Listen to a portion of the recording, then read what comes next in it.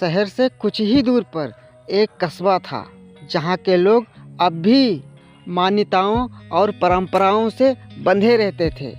कस्बे के बाहरी हिस्से में वकील साहब ने ज़मीन खरीद रखी थी। उनका सपना था कि वहाँ पर एक भव्य मैरिज हॉल बने जहाँ पर शादियाँ हों और नाम और पैसा दोनों कमा सके। वकील साहब मेहनती और हठी किस्म के आदमी थे। उनकी सोच यह थी, धंधे में भगवान की जगह नहीं है, बस काम होना चाहिए। मैरिज हॉल बनने लगा। नींव की खुदाई हुई। मिस्त्री और मजदूरों ने काम करना शुरू कर दिया। लेकिन जब नींव की खुदाई हुई तो मजदूरों के हाथ कांप उठे।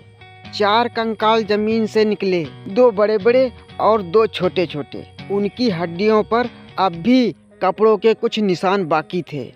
मजदूर डर के मारे भागे भागे वकील साहब के पास पहुँचे। साहब, यह जगह अशुभ है। यहाँ किसी परिवार को दफनाया गया है। शायद कोई अनहोनी हुई थी।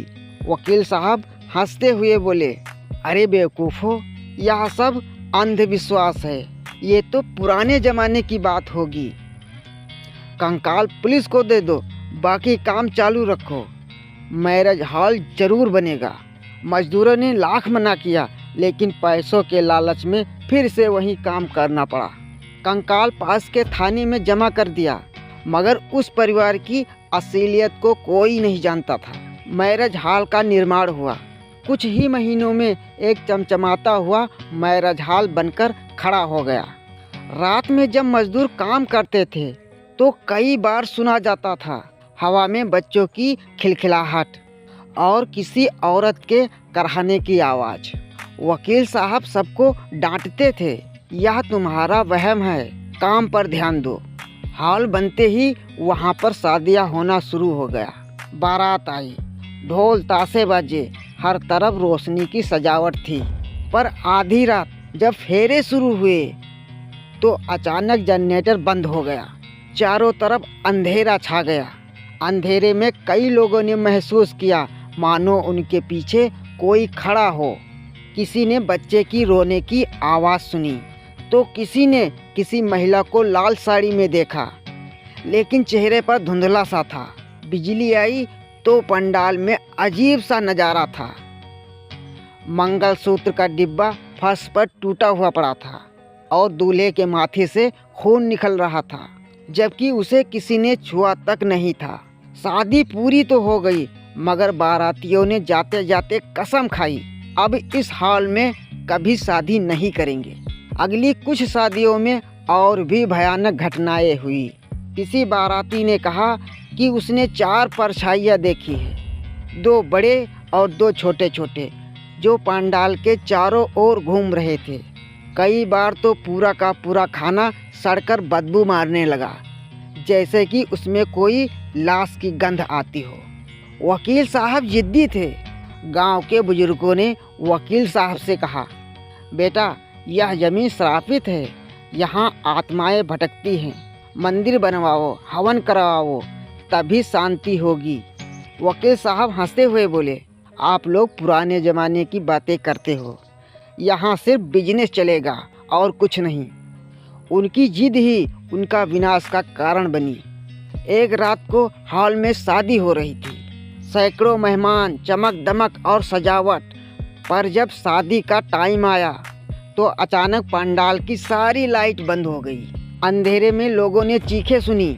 किसी ने देखा कि मंडप में बैठी दुल्हन की आंखें काली हो गई हैं। उनके होठों से खून निकल रहा है। दूल्हा जमीन पर पड़ा है और उसकी सांसें तेज हो रही हैं। और ठीक तभी 4 परछाइयाँ दिखी, एक आदमी की, एक औरत की और 2 छोटे छोटे बच्चों की। लोग भागने लगे। दहशत का आलम यह था कि कई मेहमान घायल हो गए। जब बिजली लौटी तब मंडप पूरा खाली था, ना दूल्हा ना दुल्हन, वो दोनों सब गायब थे। उनकी लाश सुबह पास की नदी में मिली। उनके चेहरे पर ऐसा भाव था मानो मौत से भी ज़्यादा भयानक कुछ देखा हो। धीरे धीरे हॉल की बदनामी पूरे जिले में फैल गई। कोई शादी करवाने के लिए तैयार नहीं था। वकील साहब की प्रतिष्ठा मिट्टी में मिल गई और ऊपर से कर्ज भी बढ़ने लगा। मजबूर होकर उन्होंने एक तांत्रिक को बुलवाया। तांत्रिक ने रात भर हॉल में पूजा की। अचानक आधी रात को 4 परछाइयाँ प्रकट हुई। उनकी आंखों से खून टपक रहा था।